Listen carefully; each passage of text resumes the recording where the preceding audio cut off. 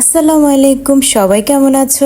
আজ আমি এসেছি আমার ছাদ বাগানে। এই জায়গাটা আমার কাছে খুব স্পেশাল, কারণ এখানে আসলে আমার মনটা অন্যরকম শান্তি লাগে। তা আমি বাসা থেকে যাওয়ার আগে আমার ছাদ বাগানের জন্য কিছু প্রয়োজনীয় জিনিস নিয়ে যাব। এগুলোতে আমি আজকে অনেকগুলা গাছ লাগাবো। তাই আমি কিছু তেলের গ্যালান বা 5 লিটারের তেলের গ্যালান গিলে আমি কেটে রেখে দিয়েছি, এবং প্রয়োজনীয় কিছু সার যা আমি বাসায় তৈরি করেছি, যেমন ডিমের খোসা, চা পাতা, এগুলো শুকিয়ে আমি একদম রেখে দিয়েছি। একদম ছাদে আসার আগে বালতি হতে, ভেলচা হইতে, ছুরি, কাঁচি, কোদাল সব কিছু নিয়ে এসেছি একসাথে গাঁটটি ভরে। আজকে সবকিছু কাজে লাগাবো। এখানে কিছু কিনা সারও আছে, যেমন জৈব সার, কোকোফিট, এগুলো কিন্তু গাছের জন্য খুবই বেশি উপকার। এখন আমি গাছ লাগানোর জন্য মাটি রেডি করব। তো মাটি রেডি করতে হলে আমাকে প্রত্যেকটা জিনিস দিতে হবে, প্রত্যেকটা সার ব্যবহার করতে হবে। আমি প্রথমে জৈব সার নিয়ে নিয়েছি, আর এখন দিয়ে দিচ্ছি কোকোফিট। কোকোফিট কিন্তু গাছের জন্য খুবই বেশি উপকারী, মাটির উর্বরতা বাড়ায়। তারপর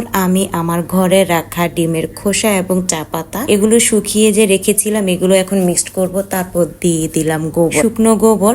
এগুলো দিয়ে মাটির সাথে ভালোভাবে মিক্সড করে, একদম ভালোভাবে নাড়াচাড়া করে মিক্সড করতে হবে। তারপর আমি একটা গ্যালানে প্রথমে একটু খ্যার দিয়ে দিলাম। খ্যার দেওয়ার পরে এখন কিছু মাটি দিব। এই খ্যারটাও কিন্তু পচে একসময় মাটি হয়ে যাবে, কিন্তু এটা দেওয়ার কারণ হচ্ছে মাটিটা যাতে চাপা না খায় এবং মাটির উর্বরতা বজায় রাখে।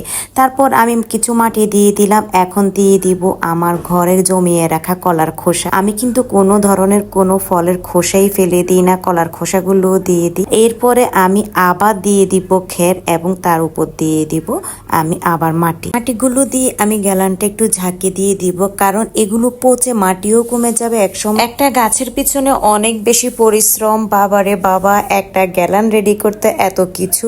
এখন আমি দিয়ে দিলাম আলুর লতা। আমি বাসা থেকে কিছু আলুর লতা জমিয়ে রেখেছিলাম, বাসায় যখন আলুর শাক খেয়েছি আলুর লতাগুলো রেখে দিয়েছি। তো আমি এখন এগুলো শিকড় ঠিক সুন্দর করে বিছিয়ে দিয়ে দিব, একটা গ্যালানে 3-4টা করে। তারপর উপর দিয়ে হালকা করে একটু মাটি দিয়ে দিব, আর তারপরে দিয়ে দিব পানি। তারপর আমার একটা গ্যালান রেডি, প্রস্তুত হয়ে গেল। এভাবে আমি প্রত্যেকটি গ্যালান রেডি করব। কোনোটাতে আমি আলুর শাক দিব, কোনোটাতে আমি কলমির শাক দিব। এই এক এক করে এভাবে আমি প্রত্যেকটা গ্যালানে রেডি করে দিব। তো এখানে আমার ননদও আমাকে অনেক বেশি হেল্প করছে। ও কিছু গ্যালানের মধ্যে যেমন খ্যার কেটে কেটে দিয়েছে, আমি কিছু রেডি করছি, কিছু ও রেডি করছে। এভাবে আমরা প্রত্যেকটা গ্যালানে রেডি করে ফেললাম। আর তারপরে কিছু সার রয়ে গিয়েছে, যেমন এখানে আমরা যে ডিমের খোসা আর চা পাতা জমিয়ে রেখেছিলাম, এগুলো আমরা প্রত্যেকটা গাছের গোড়ায় গোড়ায় দিয়ে দিয়েছি, যেগুলো অবশিষ্ট রয়েছে।